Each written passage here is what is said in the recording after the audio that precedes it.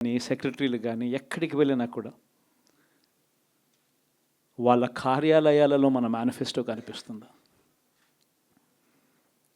ప్రతి డిపార్ట్మెంట్కు, ప్రతి కలెక్టర్కు ఈ మేనిఫెస్టో పెట్టి ఇదే మన ఎజెండా, ఈ ఎజెండా ఆధారంగానే పాలన సాగుతుంది అని వారందరినీ కూడా మొట్టమొదటి రోజు నుంచి కూడా సమాయత్తం చేసి ఏకంగా 99% హామీలను అమలు చేసి గర్వంగా సగర్వంగా తలెత్తుకొని మళ్ళీ ప్రజల దగ్గరికి వెళ్ళి ఓట్లు అడిగే పరిస్థితులకి మొట్టమొదటిసారిగా ప్రభుత్వం అడుగులు వేసింది ఈ మన 5 సంవత్సరాల కాలంలోనే. నిజంగా ఇది జరిగినప్పుడు చూసినప్పుడు నిజంగా ఆశ్చర్యం అనిపిస్తుంది. ఎప్పుడు చూడని విధంగా ఏకంగా 2,70,000 కోట్ల రూపాయలు, ఎప్పుడు జరగలే ఇది. ఏ పథకం ఎప్పుడు ఇస్తామో, ఏ నెలలో ఇస్తామో ఏకంగా క్యాలెండర్ ముందే ప్రకటించి, ఆ సంవత్సరానికి సంబంధించిన క్యాలెండర్ ముందే ప్రకటించి, ఆ నెల వచ్చేసరికి ఆ బటన్ నొక్కడం, నా అక్క చెల్లెమ్మల కుటుంబాల ఖాతాలకు నేరుగా వెళ్ళిపోవడం ఎప్పుడు జరగల. నిజంగా ఒక్కొక్కసారి అనిపిస్తుంది, ఏమయ్యాయి ఆ ప్రేమలు, ఏమయ్యాయి ఆ ఆప్యాయతలు అని ఒక్కొక్కసారి అనిపిస్తుంది. 66 లక్షల మంది పెన్షన్లు తీసుకుంటా ఉన్న అవ్వాతాతలు, మనం అధికారంలోకి రాకమునుపు పెన్షన్ కేవలం 1000 రూపాయలు, ఎన్నికలకి 2 నెలల ముందు వరకు కేవలం 1000 రూపాయలు. మనం ఏకంగా దాన్ని 3,000 రూపాయలకు పెంచుకుంటూ పోయాం. అప్పట్లో 39 లక్షలు మాత్రమే పెన్షన్దారులు, 66 లక్షలకు పెంచుకుంటూ పోయాం. ఏ ఒక్కరిని కూడా పక్కన పెట్టండి అనే మాట నోట్లో నుంచి రాలేదు. ఏకంగా 66 లక్షల మందికి ఇంటి వద్దకే మొట్టమొదటిసారిగా ఇంటి వద్దకే వెళ్ళి వాళ్ళ బాధలు తెలిసిన వ్యక్తులుగా వాళ్ళ చేతికి అందించి వాళ్ళ ఆశీస్సులు తీసుకున్నాం. మరి ఏమయ్యాయి ఆ 66 లక్షల మంది అవ్వాతాతలు, ఆ వికలాంగులు, ఆ వితంతువులు, అక్క చెల్లెమ్మలు, వారి ఆప్యాయతలు, ప్రేమలు ఎప్పుడు జరగని విధంగా 54 లక్షల మంది తల్లులకు కేవలం మీ పిల్లలకు బడులకు పంపించండి చాలు, మీ పిల్లలు గొప్పగా చదవాలి, మీ పిల్లలకు మంచి భవిష్యత్తు ఉండాలి అని 54 లక్షల మంది అమ్మలకు అమ్మఒడి. మరి ఏమయ్యాయి వాళ్ళ ప్రేమలు, వాళ్ళ ఆప్యాయతలు? ఏకంగా 53,58,000 మంది రైతన్నలకు, ఇంతకుముందు ఎప్పుడూ జరగల. పెట్టుబడి సమయం వచ్చేసరికి రైతన్నలకు పెట్టుబడి సహాయంగా రైతు భరోసా ఇచ్చే కార్యక్రమం. ఎప్పుడు చూడని విప్లవాత్మక మార్పులు వ్యవసాయ రంగంలో. మరి ఏమయ్యాయి వారి ప్రేమలు, వారి ఆప్యాయతలు అంటే అది తెలియదు. ఏకంగా 1,05,00,000 మంది అక్క చెల్లెమ్మలకు 0 వడ్డీ క్రమం తప్పకుండా ప్రతి సంవత్సరం వారికి అండగా నిలబడుతూ చేశాం. ఏకంగా 79 లక్షల మంది అక్క చెల్లెమ్మలకు పూర్తిగా అప్పులతో కుదేలైపోయిన పరిస్థితుల్లో అండగా నిలబడుతూ ఆసరా అనే కార్యక్రమంతో అండగా తోడుగా నిలబడ్డాం. మరి ఏమయ్యాయి వారి ప్రేమలు, ఆప్యాయతలు అంటే తెలియదు. 27 లక్షల అక్క చెల్లెమ్మలకు చేయూత క్రమం తప్పకుండా ఇచ్చాం. ప్రతి సంవత్సరం 30 లక్షల మంది పిల్లలకు మంచి జరిగిస్తూ ఆ తల్లులకే విద్యా దీవెన, వసతి దీవెన. ఏకంగా 31 లక్షల అక్క చెల్లెమ్మలకు ఇళ్ల పట్టాలు. మరి ఏమయ్యాయి వారి ప్రేమలు, ఆప్యాయతలు అంటే తెలియదు. 22 లక్షల ఇళ్ళు గతంలో ఎప్పుడు చూడని విధంగా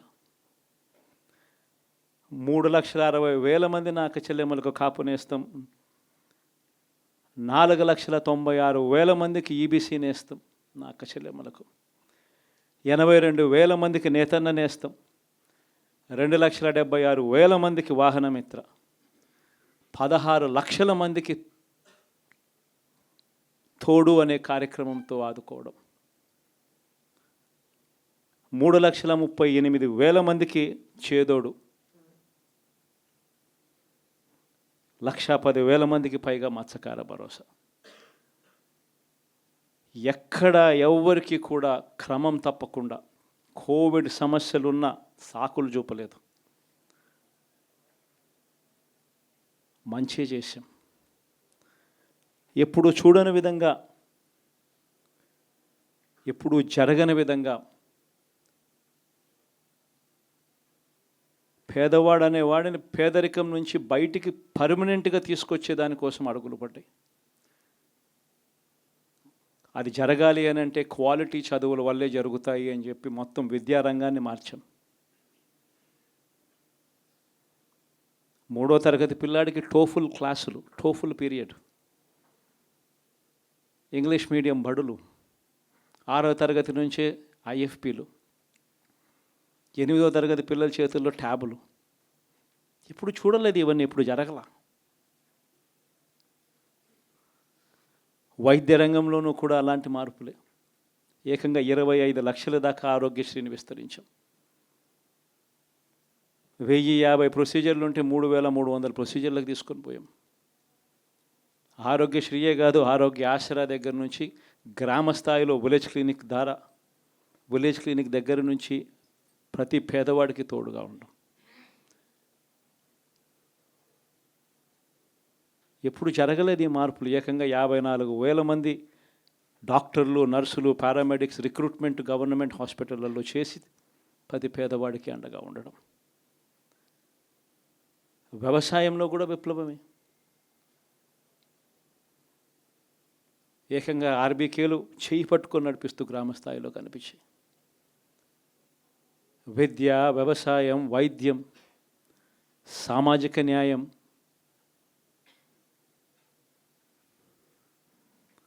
సుపరిపాలనలో ఎక్కడా కూడా తగ్గలేదు. మొట్టమొదటిసారిగా గ్రామ స్థాయిలో గ్రామ స్వరాజ్యానికి అర్థం చెప్పాం. లంచాలు, వివక్ష లేని పాలన ఇవ్వగలుగుతారా అని అంటే ఎప్పటికీ క్వశ్చన్ మార్క్గా ఉన్న పరిస్థితుల్లో లేదు, కాదు, లంచాలు, వివక్ష లేని పాలన సాధ్యమే అని చెప్పి మొట్టమొదటిసారిగా చూపించింది ఈ 5 సంవత్సరాల పాలనలోనే. ప్రతి పథకము డోర్ డెలివరీ చేసాం. ఇంటి వద్దకే పాలన అన్నదానికి అర్థం తీసుకొచ్చాం. మహిళా సాధికారతకు ఈ మాదిరిగా చేయగలుగుతాము అని చెప్పి అర్థం చూపించాం. ఇవన్నీ సంస్కరణలు. ఏ అక్క చెల్లెమ్మ బయటికి వెళ్ళినా కూడా ధైర్యంగా పోయే పరిస్థితి. ఫోన్లో దిశ యాప్ ఇలా 5 సార్లు ఊపితే చాలు 10 నిమిషాల్లో పోలీస్ వచ్చి అక్క ఏమైంది అనే పరిస్థితి. గ్రామంలోనే మహిళా పోలీస్. ఇప్పుడు చూడలేదు ఇవన్నీ. మరి ఇలాంటి గొప్ప మార్పులు, సంస్కరణలు ఇన్ని జరిగాక ఇప్పుడు చూడని పాలన ఈ మాదిరిగా ఇచ్చిన తర్వాత మరి ఎందుకు ఈ మాదిరిగా రిజల్ట్స్ వచ్చాయి? కనీసం ఇవేవి చేయకపోయిందంటే సరేలే ఇవన్నీ చేయలేదు కాబట్టి ప్రతిపక్షంలో కూర్చుంటున్నాము అనే దానికి అర్థం ఉండేది, ఇంత బాధ కూడా ఉండేది కాదు. కానీ ఇన్ని చేసిన తర్వాత, ఎప్పుడు చూడని మార్పులు తీసుకొచ్చిన తర్వాత ఇటువంటి రిజల్ట్ చూసినప్పుడు నిజంగా బాధ అనిపిస్తుంది. ఇంత జరిగిన తర్వాత కూడా ఏకంగా 40% ఓట్ షేర్తో ఈరోజు ప్రతిపక్షంలో ఉన్నాం. ఇంత జరిగిన పిమ్మట కూడా ఈ రోజుకి కూడా మనం చేసిన మంచి ఎక్కడికి పోలేదు. మనం చేసిన మంచి ఈ రోజుకి కూడా ప్రతి గడపలోనూ కనిపిస్తుంది, ప్రతి కుటుంబానికి తెలుసు.